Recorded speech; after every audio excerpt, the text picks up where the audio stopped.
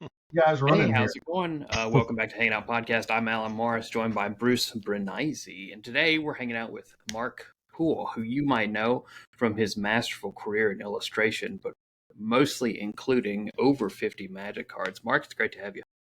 Hey, it's good to be here. You guys are wonderful human Always good beings. to see you. Yeah, You know, nice. I actually don't know the. I said mostly Magic cards, but what would you say over 30 years? You think Magic takes the cake, or Yeah, your I other mean, work? it would be magic. I mean, I did, gosh, man, I mean, we did so many things back in the day, like, even the Vampire Jihad cards. I did a Hmm. hundred or something there. Or, geez, there's so much stuff. Legend of Five Rings. It just, It adds up.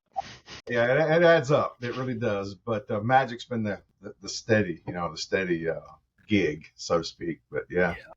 Yeah, your we met at Gen Con, Yep. and the one Gen Con where, or most recently when you, what was it, nearly 8 years ago, you were a guest of honor among three guests of honor. We were right across from each other. I remember That's right. that, and it was the only time I've ever gotten to talk to you at a convention because we were by each other. Otherwise, your booth is stacked Yeah. all Yeah. the time. I remember the last Gen Con, I was like, oh, I'm going to get ahead of it this time. I'm going to come in an hour early. I'm going to go over to Mark's booth. You were already over there signing something like 40 minutes before the show. It's rough, man. Sometimes it's like all the people working there and the staff show up, Right, yeah. and you feel bad for them because they don't get to get in the lines and stuff. So you try to accommodate those people as much as you can.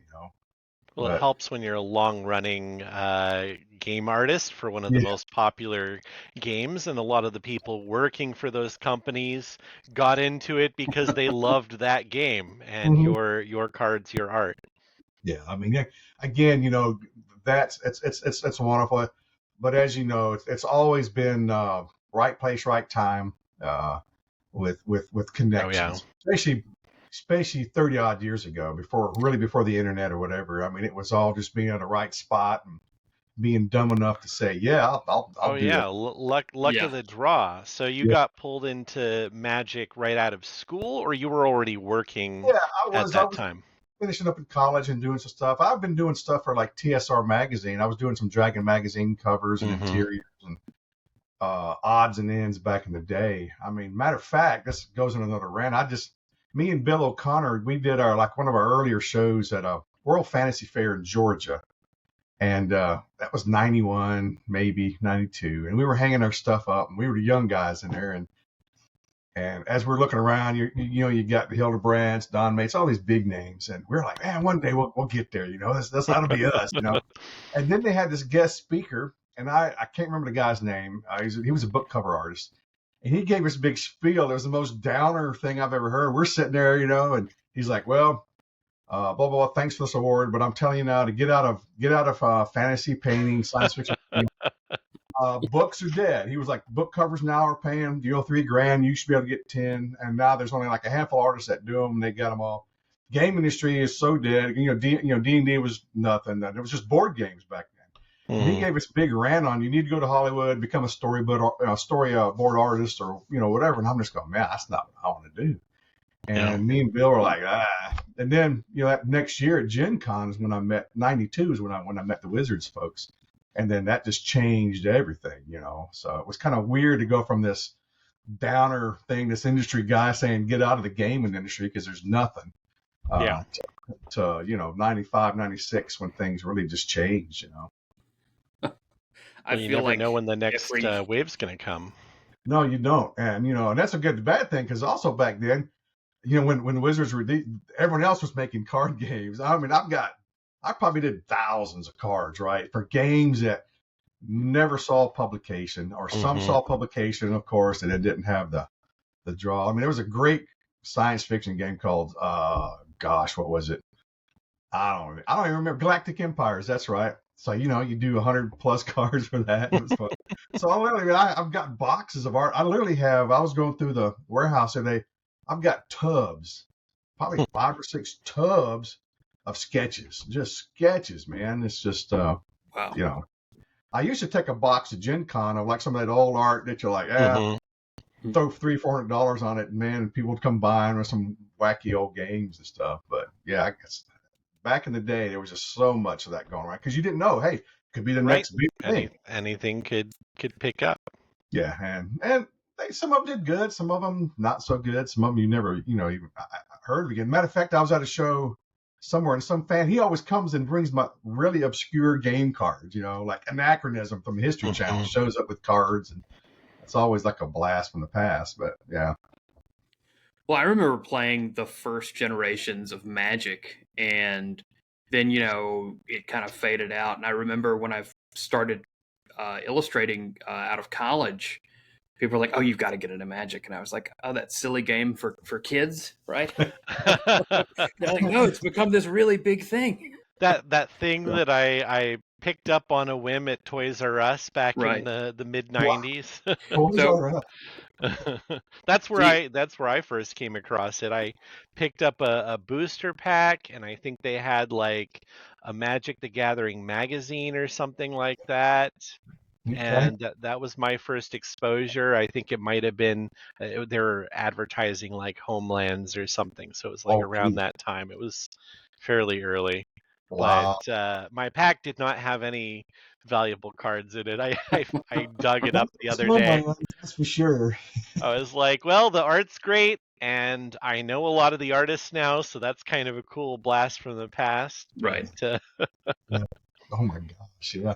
I remember when when Wizards started having like distribution go to like Walmarts or stores like that. It was a big, a lot of stores were like, this is going to kill the local gaming store. And it was, I remember the uprising that it had back in those days, but it was good for the company, and good for the shareholders and all that. But yeah, Toys R Us. I remember there was even like, you could go to, there was like a gas station, I think someone said they could get Magic cards out of, and Pokemon. I was like, wow.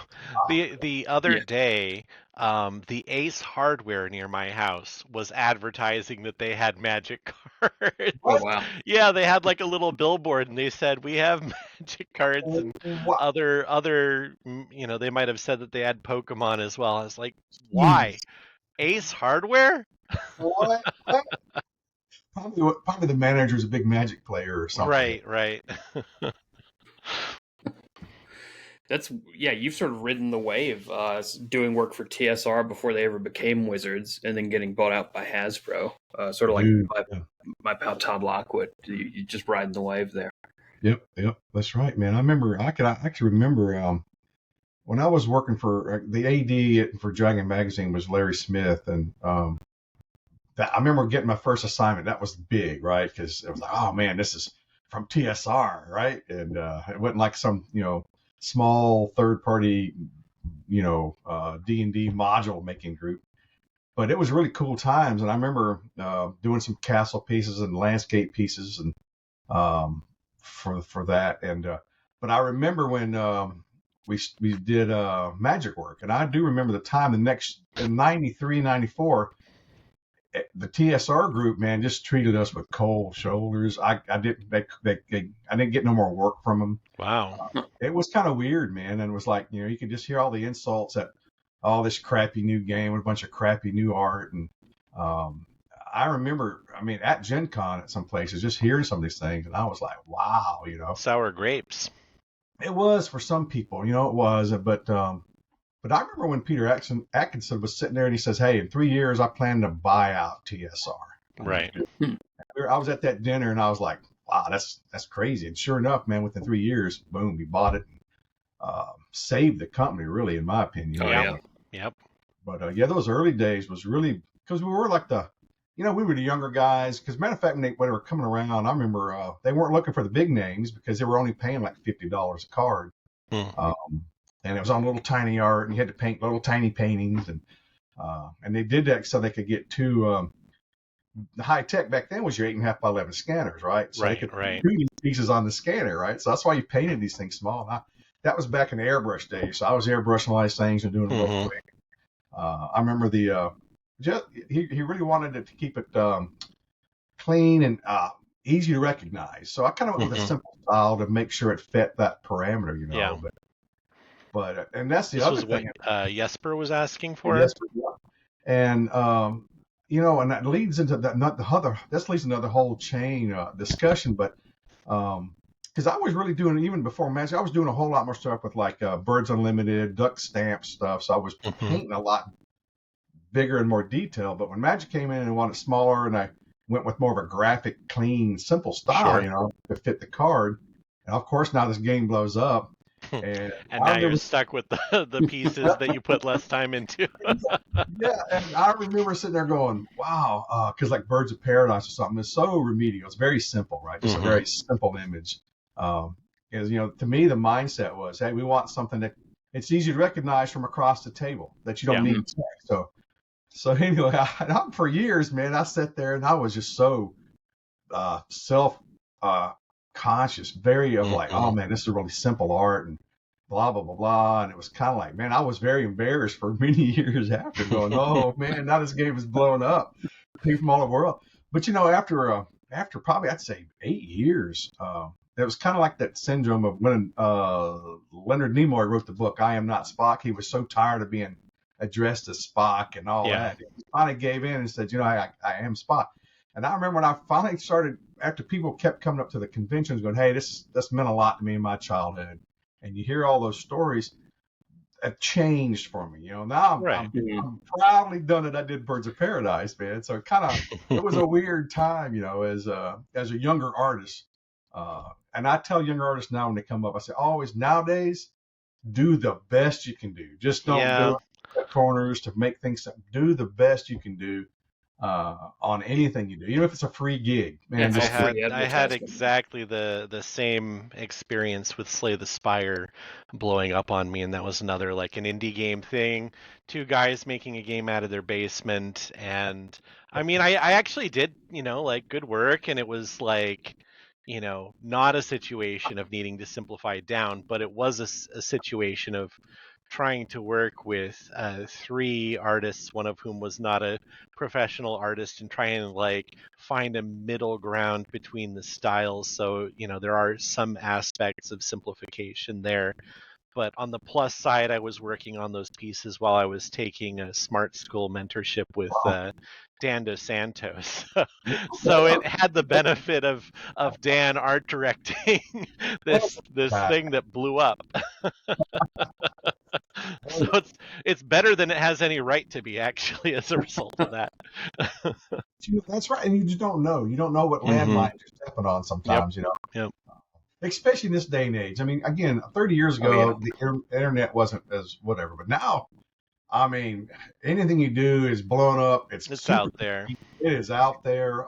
It's a different world that we're living in. Especially as artists or illustrators. It's a different vibe. So, and you only have sometimes that small chance of making your voice heard. If you come out and you trip, you gotta pick it up and start over again. Yeah, that's the advice I always give to people is, even if it's your first job getting paid $200-$300, if that, try and do something, imagine that it's going to be seen by 1 million people, right? Because it has the possibility. Yeah. And either way, it's free advertising for you. Correct. The way I got started originally was doing, actually the painting of mine that you have a print of, I did that painting for $100.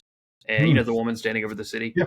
I did that painting for $100, and it was so widespread that it started snowballing. People would see it and come back to me. But it was a very recognizable piece, man. I remember seeing it. Really, really enjoyed that piece. I got your other piece. What was it, last year or before? I really like of the statue one in the forest, the green forest statue. That was another one that sort of revolutionized. I won't say revolutionized, but it's changed my direction of what I want. I'm slowly moving away from fantasy. Fantasy, not really, but it's a landmark piece or a milestone piece for you, right? Yeah, we all of us, we have our genres we like, we excel in, and I tend to prefer landscapes, but I'll do about anything. But back in the day, I was always like, my mindset was, right now, all right, this what's popular out there.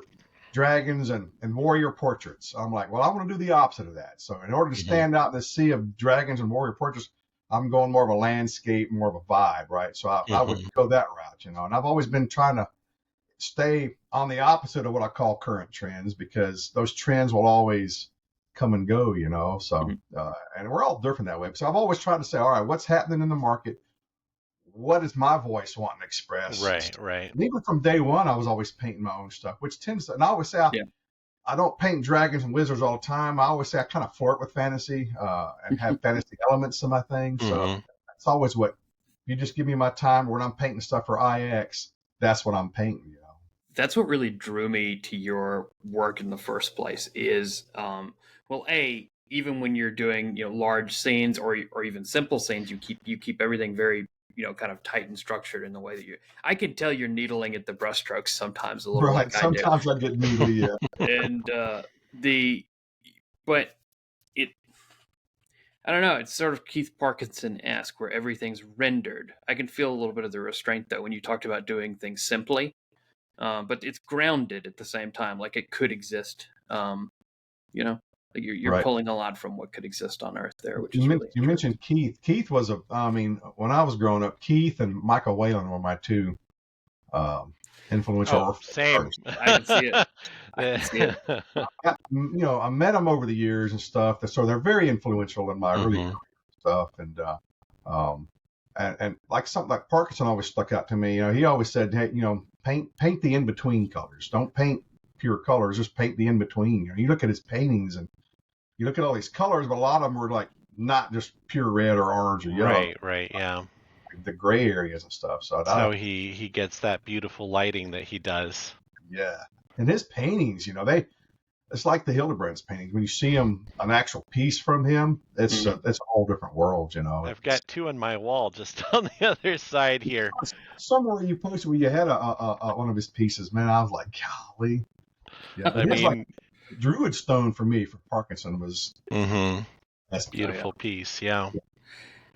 But is that the one with the owl on the stone? No, it's that girl with the like a turquoise wyvern in front of this carved stone and a autumn forest. Oh, okay. Yeah, I know what you're talking about. Okay. I've got the poster back that way.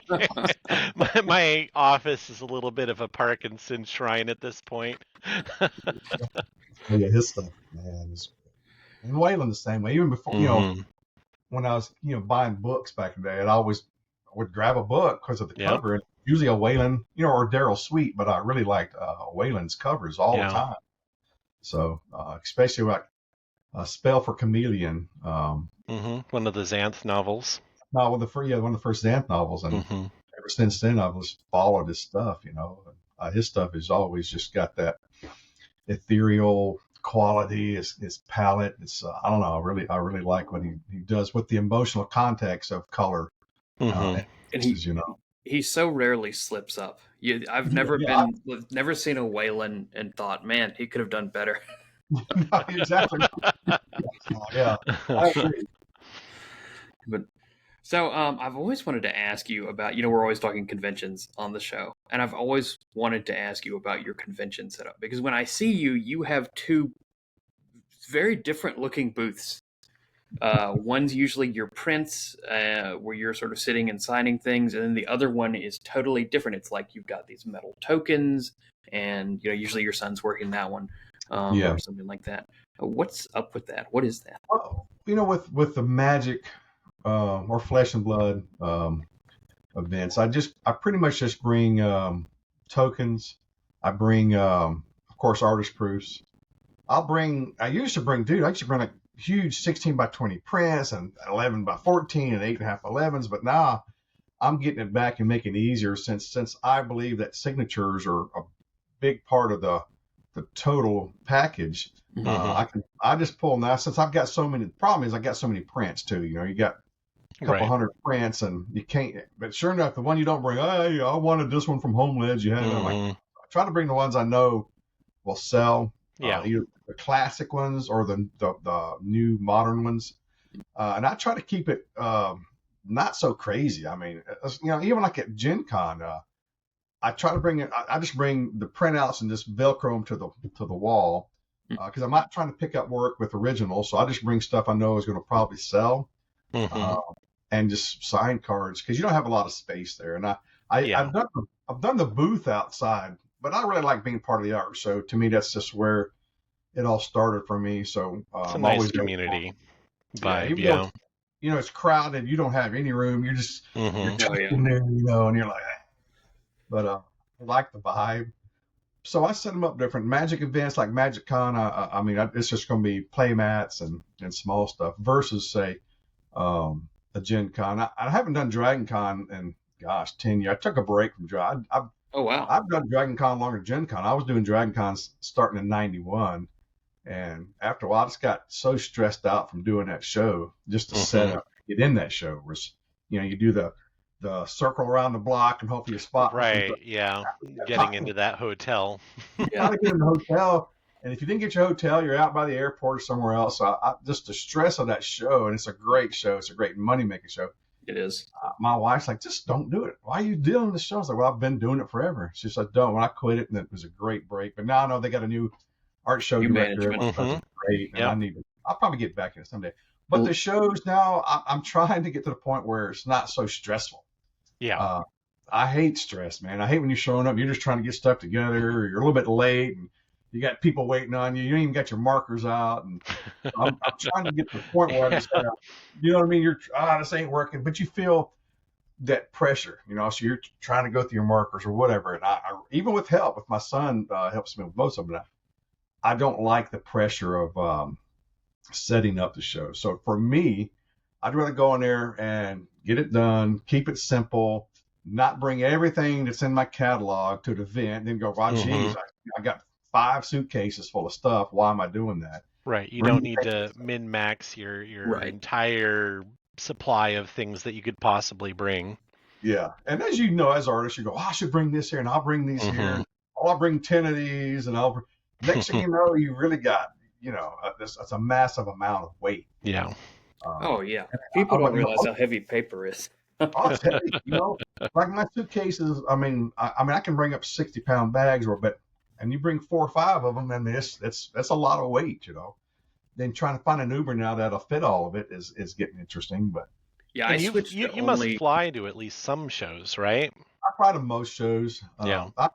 I'll drive, like I drive to IX, because again, that's a different show, right? Mhm. And my paintings for IX are 6-footers and 5-footers. But for Gen Con, I'll drive to Gen Con. I did fly a couple years back, but I couldn't bring my tall extender, so I'd go back to driving to it. I don't mind driving, but sometimes, as you know, again, I'm on a tight work schedule for a lot of stuff, and if I can fly, I can shave off a couple of days. Yep. So I try to evaluate that. And part of me, I need to get back home. And if you go to certain shows, like for me, Gen Con's an 11-hour drive, so that's a day just getting there and back. Right. And then you're beat. Yeah, I stopped flying to shows because I was miserable. You were talking about loading in being miserable. I'm fine loading up the truck and taking time to put things up, but flying to shows with the 2 or 3 bags that I'm going to have and then trying to find an Uber and what, like that was miserable to me. So it's weird that we're at odds there. Yeah, again, if it goes smoothly, as you know, the chaos with flying is all over the place. You get delays or whatever, and that can add stress. But sometimes, I don't mind the drive, but it's just like, gosh, if I got to spend 15 hours to go somewhere, that's a day of work. So you, speaking of what you have at your conventions, you always have these gold tokens. I'm just getting into Magic, so I know what tokens are, but what are the gold ones that you have? Well, no, those are collector packs. So what I coins? do, I've got so many artist proofs. Right. Because back in the day we had foreign editions. So I've got every known language artist proof. So what I do with these packs are, you get a little sealer, a little pack, randomize. I'll just put random tokens in. So I'll have a generic pack, right? And that'll have a signed regular card. It'll have a bunch of stuff. It'll even have an artist proof in there. But out of those, let's just say I do 40 of them, I'll try to do 10 sketches and randomly put them into packs. So you don't guarantee the sketch, but you might get a sketch. Then I'll do like a next tier gold pack where I actually have a guaranteed a sketch gets in that pack. So I'll have a gold pack and I'll make 10 of those. So it's a little better odds to getting, a sketch. So That's interesting, but it also feels like something that can only work with a large body of work like you have. there are some people do them smaller. I know Jeff Lobenstein does them, and I forget how many cards he has, but he probably has 20 cards. Sarah Finnegan's doing something It's along those fair lines now, now yeah. too. Yeah, and she's relatively much newer. So just depends on what you can kind of create. Like I think she does pins as well. So she's, creating a mystery pack that Yep. has some mix of APs, signed cards, this Yeah, and that, Right. it's a great bag, and that's not, anyone can do it. You don't even have to have, say, magic proofs. You can just have your tokens or sample art cards or Right. sketch cards. So you can, let's just say you got a sketch card pack, but maybe 1 in 10 is a full painting card. So Hmm. monetize it that way. You don't have to have just magic APs. So yeah. Yeah, I saw what turned me on to the tokens is when I was at the recent Planet City Comic Con. I saw a booth that was an artist, and all they were doing was painting magic tokens. And Yeah. they were making a decent profit on Yeah, that. that's a sub genre of its own, right? It is because, as you know, I'll do them. I'm so booked up. I mean, I'm like a year booked up on painting Hmm. uh, tokens or back APs. I can't really even take them. So, but you got these people now. That's all they do, just custom altars or whatever for people, and they don't even have to work for Wizards. Hmm. It's opened up a Yeah. whole new genre of ways for artists to make money, and it's pretty And the good. and the best of them are really making a name for themselves. I see this like Klug altars Oh yeah, huge. around a lot, and I hear, my AP collectors are like just about as excited for a Klug altar as they are for like a fancy, difficult to get AP. So I mean What's a that Klug artist, altar? someone whose brand is Klug. I don't know who what the guy's name is per se, but they seem to specialize in doing altars that are, pop culture things like I saw one recently where they did like a very, like, it was fully painted, but they're doing like a painting from the TV show Severance on Okay, Yeah, the front of a card, right? And just doing all interesting. the little detail work, very beautifully well crafted um, yeah. work. He gets, four, five, Hmm. $800, and Yep. like, yeah, he'll do or famous old paintings like, the Yeah. Scream, or Dore's, illustrative stuff. Yeah, so there's a big market for that, and I see it all the time. But you're right. I mean, even for a bit there was a couple of people just showing up at Magic events, just selling their own tokens and Hmm. custom cards. So it's there's ways to make money. And then you've got folks like RK, who, Yep. who really is like the king of the tokens there among the Magic artists. He releases, and what's nice about his Empire is he releases new ones all the time. Hmm. It's a collectible thing. It's just not the same old set of tokens that you'll have year in and year out. He just does so many, and does really good at it. You talked about being a year out with commissions. You'd think after such a long career, you'd slow it down a little bit. My wife said I keep saying I'm gonna slow things down, but I kid you not, he just gets busier. Hmm. And again, as an artist, you guys know well the fact of it's hard to uh, get rid of that thing of saying no, because if you say no, Hmm. you might not get hired again. Right. Uh, and that's And always you might not keep current is, I think, part of the fear, right? Like you want to keep in people's yes. mind, right? In the art director's mind, in the minds of the customers and the fans. And, if you kind of like stray away from that too much, like, yeah, you might stop getting uh, called in for stuff. And you're right, especially in our day and age. I don't know about you. I mean, Wizards goes through a lot of ADs. There's a lot Hmm. of them. Yep. You're trying to stay relevant. You're trying to, again, if you start saying no to several things, you might just get off that list. And I've seen Yeah. it happen to people. I was like, man, I haven't had a card in 7, 8 years. And I'm like, Well, they've gone through a lot of ADs in that Yeah. time, so the new ADs, yeah. might have nothing against you, but they just don't know that you're still available and around. Yeah, and that's again, it's a different dance that's being played now.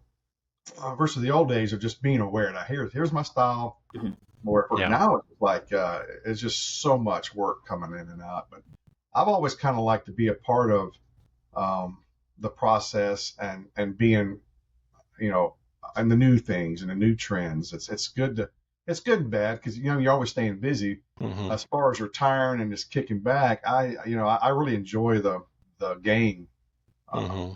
the pursuit. I really do. I like both. I try to do both worlds with my gallery kind of style paintings versus. Mm-hmm. But I really love. I still, man. When I get the assignments come in, I'm still just like a kid. Oh, cool. Me too. Yeah.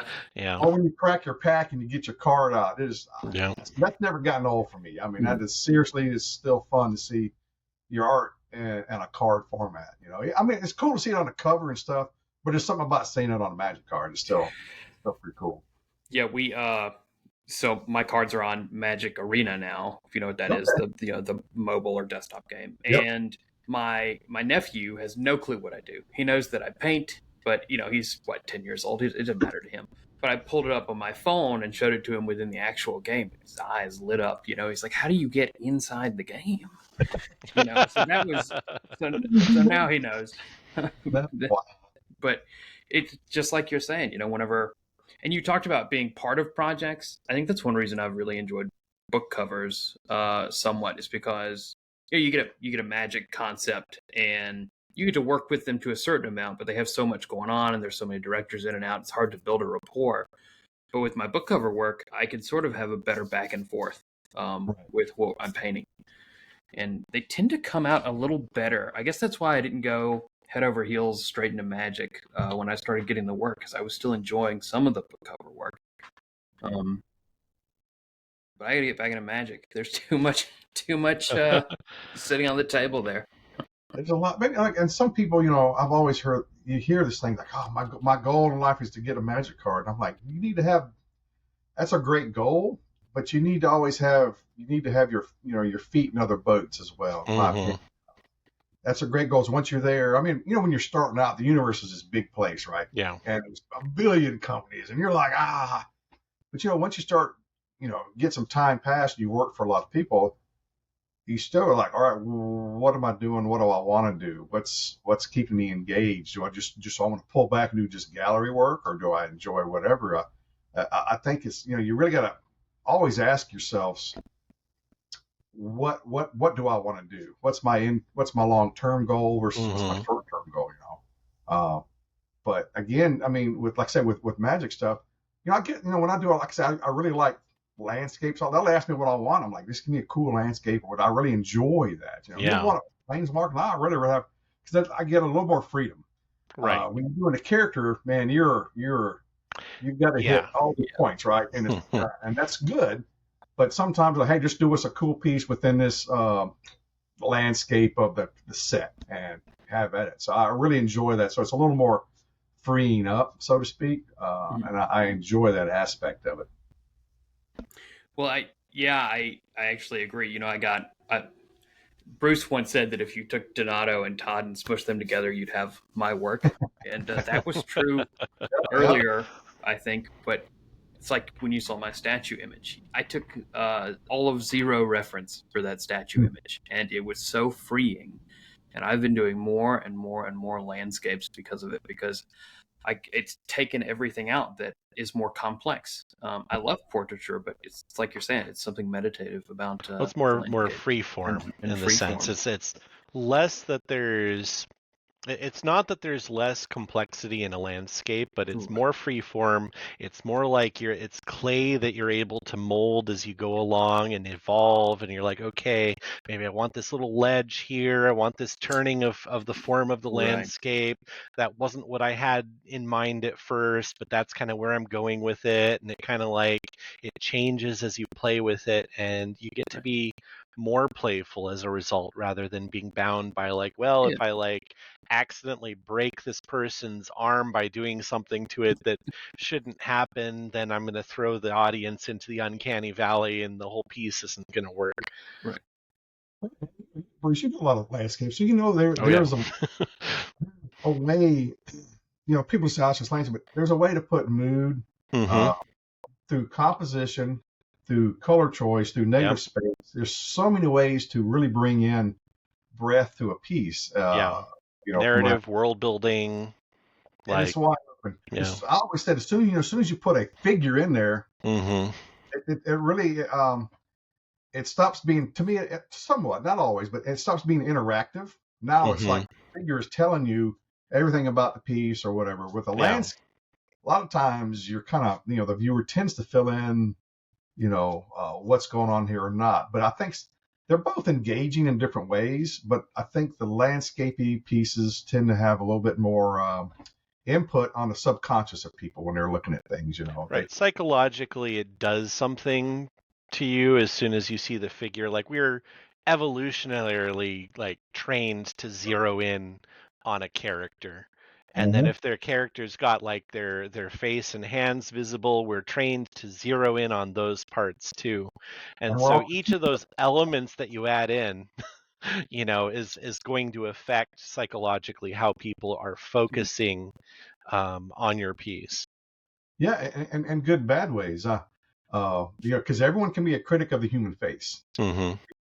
Yep. We all know what human faces look like. We know where eyes tend to be or whatever. And if it's ever slightly off, but with a landscape piece, if this tree's just missing a little bit of leaves, Right. Yeah, it doesn't matter. you're not getting called on the carpet. I remember a long time ago, I did this pen and ink piece, and um, it was a druid girl, and she's sitting on this rock, and there's like a Pegasus behind her, way behind her. I mean, way back. It was a big piece, and Pegasus maybe like an inch or Yeah. two. And this girl kept walking by the show, and she'd stop and stare at it and keep going. And then she'd make her way back around. Then finally, she was just sitting there just staring at the piece and kind of looking at me and looking at the piece. And finally, there was no one around. And she comes up to me. She's like, you drew this? I'm like, yeah, I did. She's like, and she's looking at me. She's like, well, I just want to let you know that the neck on your Pegasus is way too thick. And I'm like, forget the big girl in front. Yeah. Then my brain kicked in. I said, what? She said, yeah, your neck. She was like, I'm around horses a lot, and your necks are probably 20% too thick. I'm like, I said, but have you been around Pegasus? I said, Exactly. when they fly, their neck is more involved in the process. Mm-hmm. Right. You need extra musculature there. Right. Yeah. And was stunned and just left, So, right. but anytime you paint people or horses or something, or wolf, there are people out there who know what a wolf looks like, and they're proud upon the wolf anatomy, and they will let you know, man, the paws on that wolf's a bit too small or too big, and I mean, you just you hit all kind of variables when it comes to objects like people or planes. I had an aviation friend, and he was like, in aviation art, either you got to be precise and paint every rivet on a P-51 Mustang because people know how many rivets are on it, or you paint it painterly and you don't paint the rivets. There's no in between, Right, yeah. I mean, I guess you could say no matter what you choose to paint, there will be someone out there for whom your piece hits the uncanny valley. Yeah. It's just a matter of certain subject matters have a larger demographic of people who can recognize that, and it falls into the valley, and it just seems off to them, right? Whereas some subject matters are niche enough that it's like, okay, like some very specific scientists are going to be like, nope, that's wrong. But the rest of the populace, it's going to be convincing, right? Right.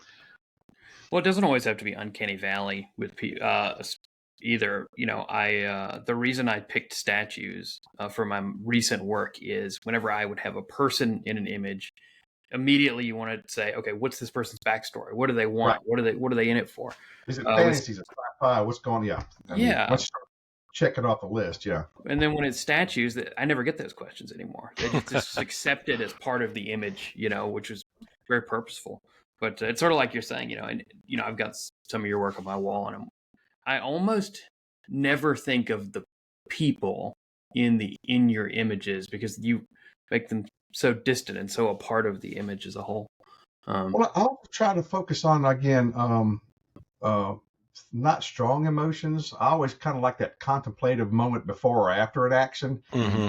Some people really go for the action, the point before the action. Right, I right. would go the point way before that. Like maybe I'm thinking about an action, but I Yeah. kind of like that. And and I've used gears. Forget people, but I just was drawn to gears as a kid. My granddad was a watch repairman and had gears and everything. I still got these giant like railroad gears. So for me, with a lot of my personal work, gears are the storytelling element, like a broken gear or whatever gear, because with gears you're instantly thinking of connection, whether they're broken or not. If they're broken, and of course there's no connection. But Mm-hmm. to me, the gear pieces are more the the element which a story is told, and the people are part of that thing. I don't want them being too outspoken, so to speak. So it's more of a contemplative thing with a lot of my personal journey work, So Well, that's part of where the Wayland comes in too, right? I mean, his in a lot of his work, the people are almost secondary to the image as a whole. Right.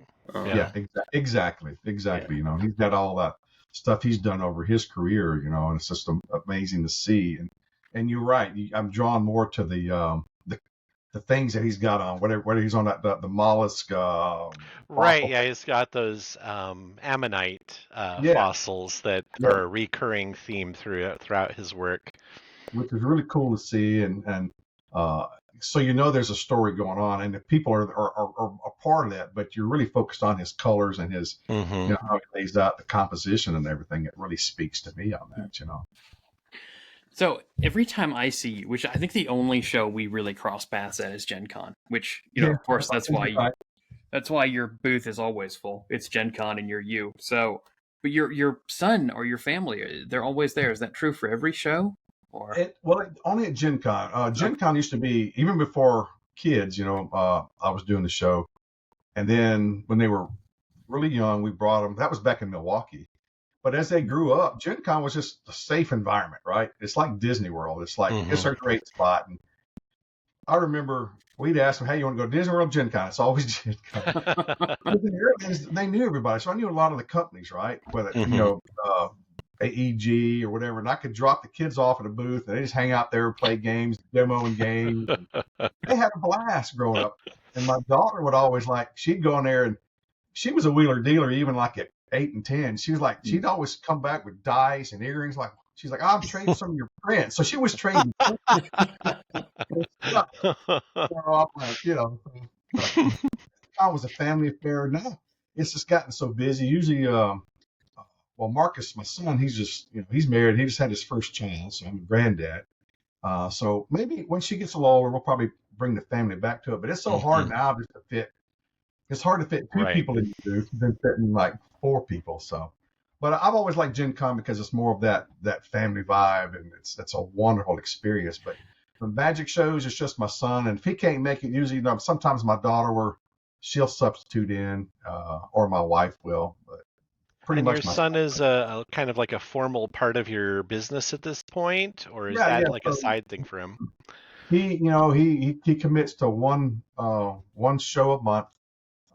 Sometimes two. I mean, there was times we were doing 3 a month, and that was just too much. That's just Mm-hmm. too much. So we do 1 to 2 a month, but and that's a commitment. And where he's at, he works at a huge game store. He's assistant manager of this big 18,000 square foot game store. But and they're great, so they'll let him go and do an event with me and Mm-hmm. everything. So it works out really good. And it's just nice to have. If I'll be honest with you, getting back to shows and doing your booth, if you show up to an event like say a Magic Con, I mean you can make money, right? Let's just say you're doing money. Person comes up, hey, you take their card, you sign them. Oh, hey, I want this print. So you got to stop what you're doing, get the print, take their money, do the Mm-hmm. ad. But if you have an assistant, they set all that stuff up beforehand. So when it Yeah. comes to me, let's get the signing. So to me, you double your potential income if you have someone helping you with an event, especially at a Magic event, more so than Mm-hmm. whatever, because it's hard for you to be the the print grabber or the. Right, you're the bottleneck at that point, and You're you right. need to widen that somehow, and the assistant Exactly. can help you do it for sure. Assistant will speed that process up. Mm-hmm. I think for most people at a certain stage, you really need someone helping you You got at a big event. Even Gen Con now, you know how Gen Con gets. Yes, yeah. Uh, it's just hard. And again, if you're there just to hang out, whatever. But if you're there really to make money, I think it's probably 40-50% Mhm. increase by having someone helping. I mean, yeah, you got to cover their costs or whatever, but I think it adds up. Yeah, I'd Definitely pays say, for itself.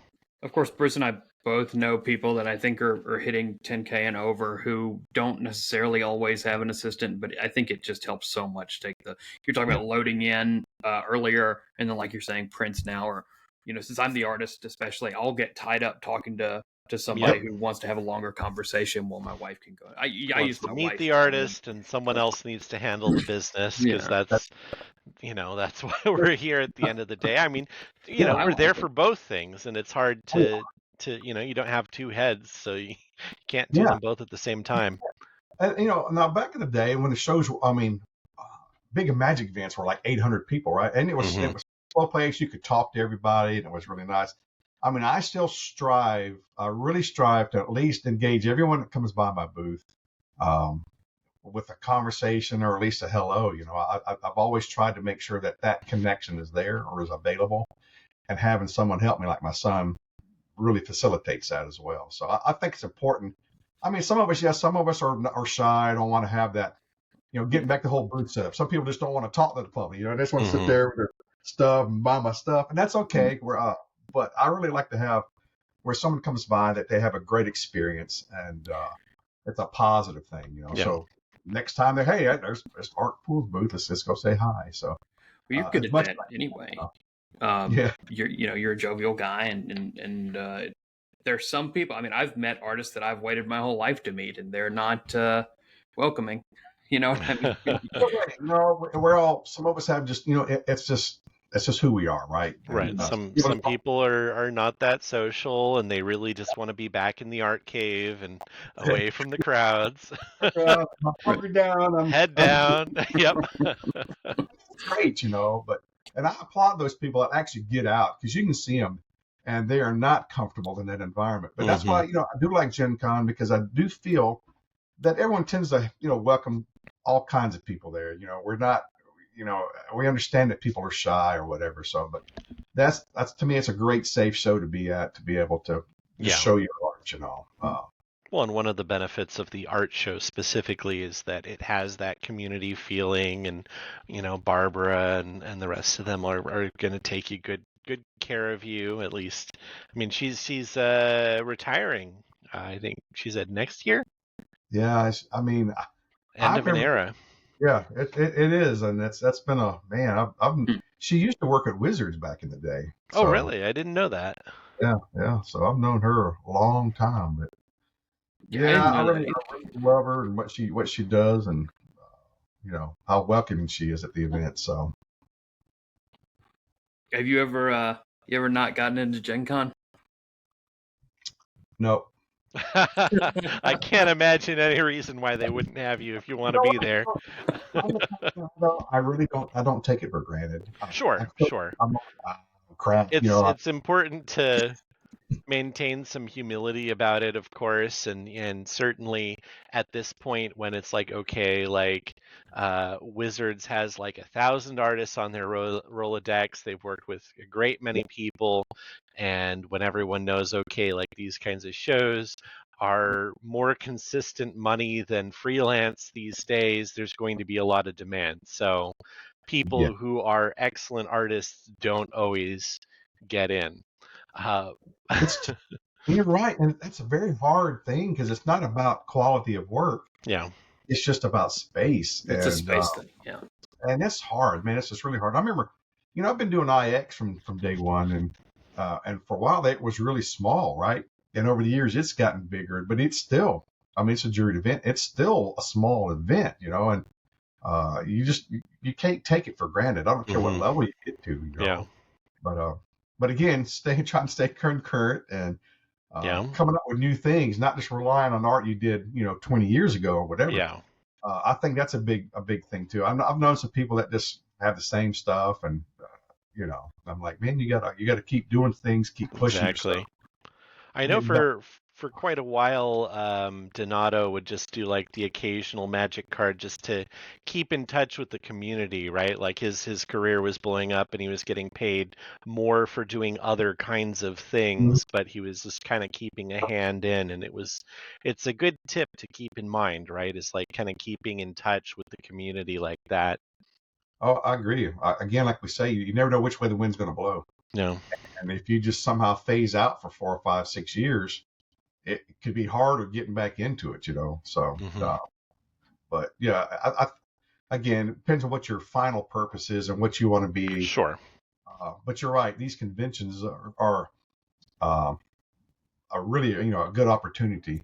Since you've been doing this so long, are you amazed at um, how much conventions have sort of grown? Not just population wise, but like the size of Oh booths yeah, and what's going on there and all that. I mean it's pretty crazy. I mean, even Gen Con. I remember when Gen Con was just in Milwaukee, right? It was just in a Hmm. little small area, or like Dragon Con. I remember when Dragon Con was just in really one hotel. You know, uh, those were good. But nowadays, look at Dragon Con or pretty much any show can show up out there, and you're going to get a guaranteed influx of people. For the most part, I mean, I've done some small shows where it's like, but even the small shows, I mean, you can show up to a comic book store and do okay, Hmm. or even with like 100 people, Yeah. there's potential there. So I'm just amazed at the market and what the market can bear as far as even hard times and uncertain times. Right. These shows like when like at Gen Con when they did the first show after COVID, it was still had to wear masks. It Hmm. was half the space. It was still one of the craziest shows, and Right. Right. so It's it's interesting yeah, times, to make it work, it's hard But to I know some prepare artists, people for what. some artists are like convention only people, or work only. I try to do both. I like Yeah. conventions and I like doing the work. That's kind of where I float. So They it's a feed good each time. other. Yeah, You guys are another breed. Bruce is similar. I don't struggle when I'm at a show like Dragon Con or Gen Con because I'm just always going and going and going. Like you're saying, the show is crazy. But most other shows, I could see myself going back to Emerald City if I get over the flight thing. But I yeah, couldn't do. What were you saying? 2 shows a month? yeah. I'm not that person because when I get home from a show, I'm Oh collapsing yeah, on a couch for a day. You know. yeah. Um, I do too. And my wife knows that when I get back from a show, leave me alone. mhm. I need to do list. And it takes me a couple of days I to. mean, you've earned a couple days when you Yeah, think Yeah, about it. You've just worked a weekend, so you are owed a weekend, even if it happens to be in the that's how I see in it. the week following. all right. And as you know, it's a very demanding show. I mean, it's not physical, but it does wear you out because you got to be on. You got to at least talk to people. But your early hours, you're sleeping in a different bed. Hmm. It just drains. Adrenaline kind of keeps you from getting a proper sleep sometimes. Yeah, yeah, and it's good. But I get to it was to the point. Well, like Post, man, he'll do a show every Yeah, weekend. yeah. And wow, right? He just goes, man. He's the everlasting Energizer Bunny. But Yep. there was one time we did 7 or 8 back to back. That cured me of doing that Hmm. again. That's too much, especially with the workload and stuff going Well, on. you'd think with what you are probably getting paid at this point, and as much work as you have coming in, that you wouldn't you would have your choice of whether to do shows or not for an income at this point. Or are you still, when you do a show, is it a huge influx for you? Still. It is, and I don't, that's the thing. But I like doing them. Again, uh, it's a part of the where I'm at in the process. I still like meeting the fans. Mm, It's really cool to be a part of this community where you're a part of people's lives, right? right. And you hear these great stories, or I've heard great stories, and how when let's just say this couple met playing Magic, they both come from broken homes or whatever, horrible life, but this game or this art was a part of the positive process in their lives. And you hear these great stories, and to me, that's just that community, and I really like that part of it. Just talking to Hmm. people. And my problem sometimes is shutting up. Because I can on a roll and there'll be a line. And if I'm talking about my 40K figures, and it's like, shut up, man. But I do like the process, and I like the community that we're a part of. I really do, But so I think one a month, no more than maybe. There's a couple of months I'll have two, but I'm trying to get it down to one a month. Yeah, that's kind of where I'm at. After a while, I want to work on my own things too, even that, it's going to be a good show. But at the same time, it's like, got other things I need to do. So. That's true. I agree with what you're saying. When I go to Planet City, which has just become a bigger and bigger show for me, I make more there than I did recently at Dragon Con, which is interesting because other people haven't had the same. Okay. Yeah, I know, and it's not even that much of a juried show. I'm just as surprised as you, but I have a lot of repeat customers there, and it is heartening, and I'm always inspired by the time I come back because, like you, I enjoy talking to people. Sort of why I have this podcast. You develop it. That was one reason why it was hard for me to leave Dragon Con, because I developed a following there, right? So you show up and they buy whatever you got new. So that's the other part of the process, is developing an awareness of who you are, your brand, your imagery and stuff. And that, you can't do, some people just do a show once, like I didn't like it. I mean, you got to do a show 3 or 4 times and let people know that you're consistent, you're coming back, to develop your target audience or market that likes your stuff. And that's a whole different process, right? As far as, but when you do these events and you see that happening and people come back the next year and see what you got new, it's a great relationship, but you gotta spend money to get out there and make money, That's true. So that's another question I wanted to ask. I know that you, what % of your print sales do you think come out of your website? I mean, do you have a pretty good website print shop going on, or? And sadly, I'm always last to the dance, right? So for years, hey, you need your website going, right? Yeah, I can do it, because I can do all that stuff. I'll do it. I didn't even get my website up and going until probably right before COVID. My daughter, she's always cranking on my case about that, because she does marketing stuff. So she's always giving me a kick in the butt. So I did it.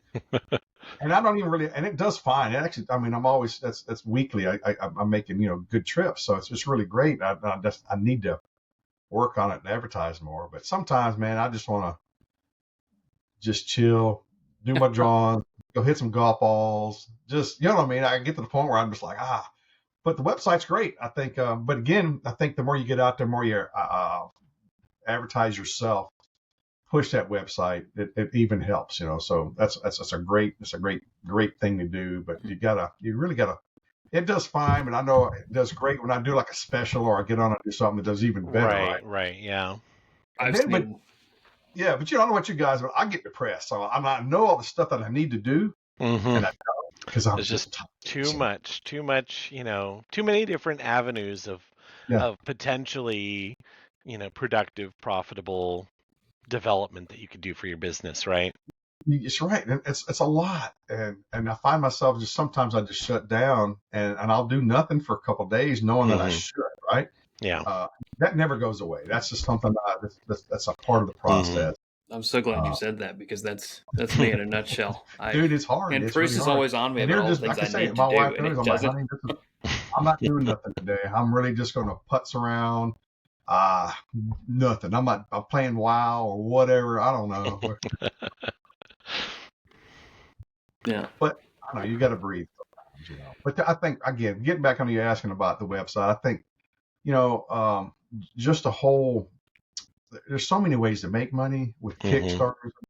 I've had Kickstarters lined up for a long time. I just don't have the energy to go through with them. It seems like same thing with art books. I want my open things, but I want a Mark Poole art book.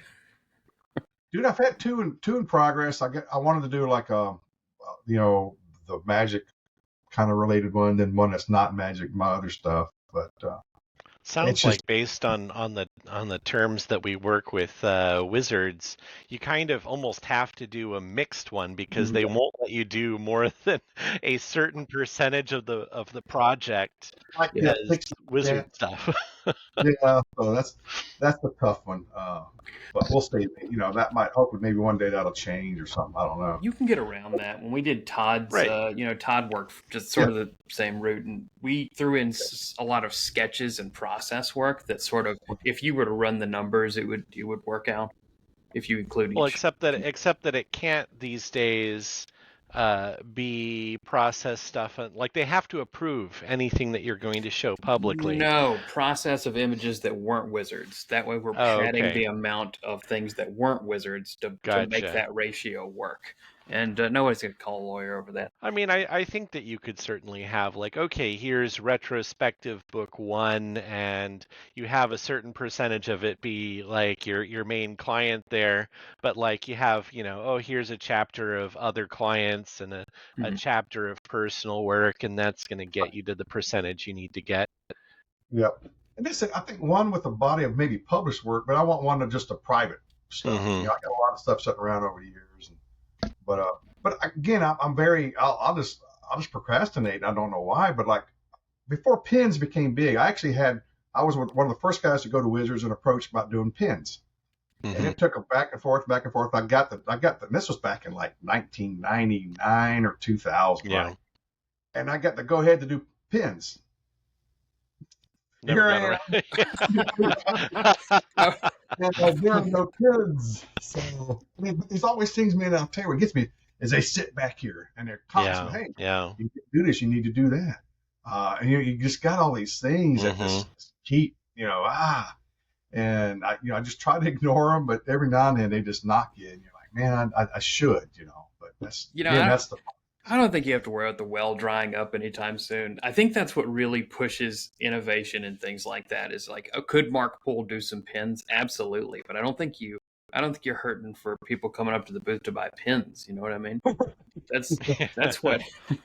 So as an artist, you're always looking for ways to maximize your income. Right, to solidify it, since we're all feeling like we're running across quicksand and just hoping that we don't sink down as long as we run fast enough and don't look down. That's right. I mean, you're exactly right. That's that feel, and I don't care what what level or what stage you're at. It's always that feeling, right? Mm-hmm. Like, man, this might not even matter in a year from now, So grab it while you can, but yeah, it's always there. That's always back there. And some people listen to it more, some people don't. But, it is interesting.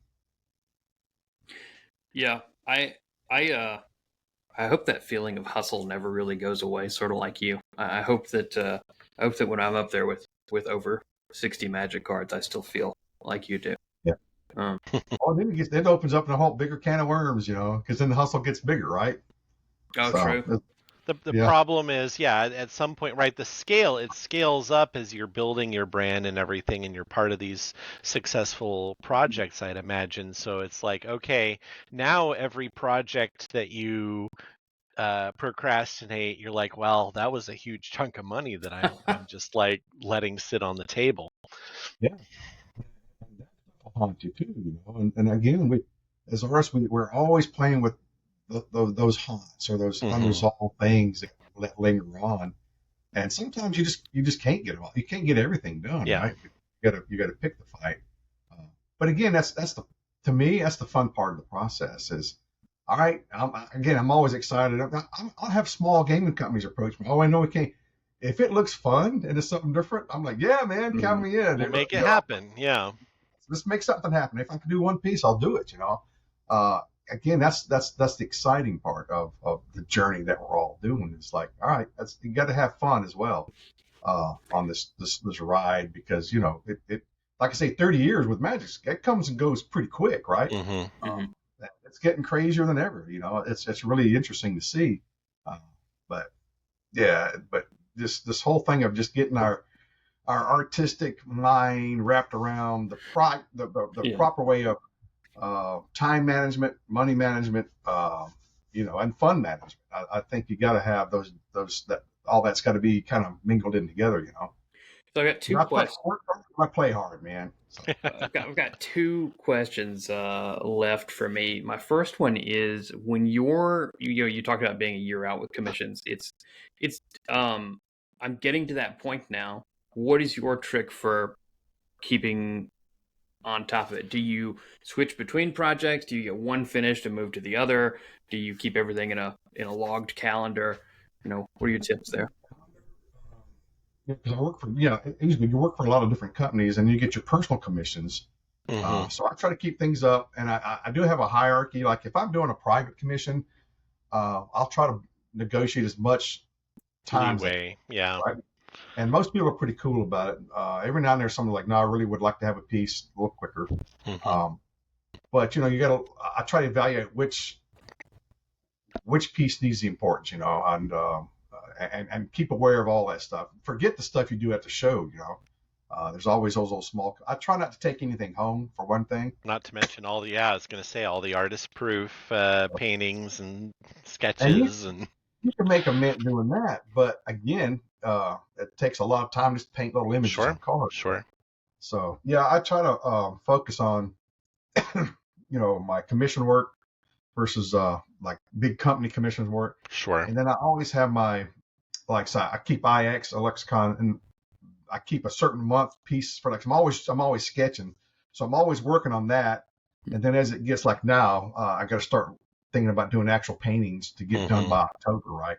So I try to keep a hierarchy, but I have to keep it all in front of me so I won't forget anything, And you answered my second question, which was how you make time for personal work. I guess I'd never thought of personal work commissions.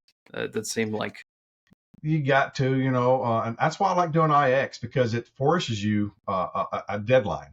Mm-hmm. And what I don't like really doing at IX is showing up with. I don't mind having like one or two paintings ahead, but I try to have a new show there. And I'm doing like maybe every other year now. Right. It forces me to like prep for that have something fresh. Yeah, and it's just my stuff. What I'm painting, what I want to paint. I'm not worried about sales. I'm not worried about anything. I'm just painting my stuff and showing up at IX. And it's a great place to do it. I used to like the Spectrum show, because Spectrum was a little bit of everything. I enjoyed that, but IX is to me, and it's I don't know, it's a great focus on. All right, Mark, you got your personal work and which pieces you're going to try to get out, this year. So I like that. And you make time for doing that by sort of padding your commission work out, basically? Yep, I do. All right, what I'll do if it starts getting tight like it is right now, I'll do, my sketch work, whether it's wizards or personal commissions or whatever. I'll do those in the morning, say up till lunch. And then I'll look at the deadlines and focus the paintings for companies here versus mine. And there are times I'll just leave a piece. I'll work on 2 or 3 of my own personal things and just leave them sitting in the easels, and work on them when I can. Do you paint a lot in your head? I do. Really? Okay. Me too. Yeah, you're always kind of like, all right, where am I going with this? And I'm the kind of guy, I'm pretty, I like to work to music. So I'll have the same, I'll pull 4 or 5. If it's like, if it's vampire horror, I got my queens right. Right. Whatever. It's a lot of ambient. A lot of times, like my own personal, more ambient, new agey kind of syntho stuff. I try to, start my day the same with coffee, with my sketches, and then getting back into. Of course, when you got oil paint sitting around, it always keeps you all right. It's a good, But I do a lot of acrylic, but I like working in oil. So yeah, but I try to keep some certain habits going, right? So when I walk into the studio, I got my coffee and I'm in the process. I get my music going. There's a ritual to it that keeps you committed. Yeah. Some people like watching movies or whatever. I can't watch TV, right? I'm too visual, but music's okay for me. Okay. Well, I think that's been our hour. So we can call it if you want. I hear your voice is fading away there. It is. Yeah, I'm sorry, man. It was lovely chatting. It was. It was great. Just hanging out, not in a rushed con. Right. Yeah. I'll see you in a couple weeks in Vegas, and we'll have a chance to maybe like say hi, or we're dragging our suitcases into the convention hall together or Like in something. Chicago, we kind of grouped up. We Yep. walked to Chicago, we got to talk, and that's the last time I saw you, right? Yep, that's it. Or Gen Con, it's like, hey, Yep. and you're just, but by the time the show is done, you're just worn out. Yeah. I usually just go back to the room and just do nothing, So Yeah, I stopped doing the multiple people events years ago. Bruce can attest to it. I like socializing with people at the dinners afterwards, but even if you're doing that, there's a huge list of people. So no matter who you get dinner with, you're not going to see most of your friends. You're not. And that's the hard part, right? Because we do like our the people we meet or we haven't met. We like that social part, but as you're right, when you got 20 people going to a restaurant, so either we'll try to find maybe one person I haven't had, and maybe that, but a lot of times I just find myself shutting down and going back to the room, getting some food and turning in, so. Yeah. Well, I don't think, I think people already know, but in case they don't, where can they find you?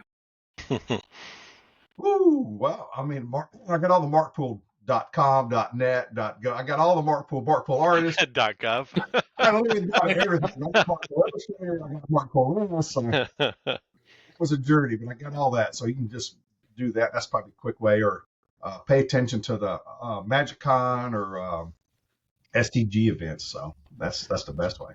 Or show up at Gen Con or IX, Oh, you come up when I type in Mark Poole. You're lucky. I thought that would be a more common name than I guess it is. Well, a long time ago I had markpoole.com and I let it go because it was like, what am I going to do with a website? And some dude in England bought it, and it kept itself. One guy's like, it's up for sale for $500,000. I'm like, yeah, right. Wow. And it kept over the years. Finally, I said, screw it. So I just came up with Mark Poole Artist. Is there ways of getting around it, right? And then many years, someone reached out and said, hey, we have Mark Poole for sale. And it was only like 10K or something. So I said, you know what? I got it. So, so I finally bought everything and make sure I don't let those slip because that was a mistake. Yeah. Okay. No, I was just, I'm in a constant battle with the Alan Morris Real Estate Group for first page on Google. So I've gone through 2 pages and you're each of them. So you're lucky. I'm glad that my name is so unique. And I've got my website with my name, and I'm going to hold on to it all.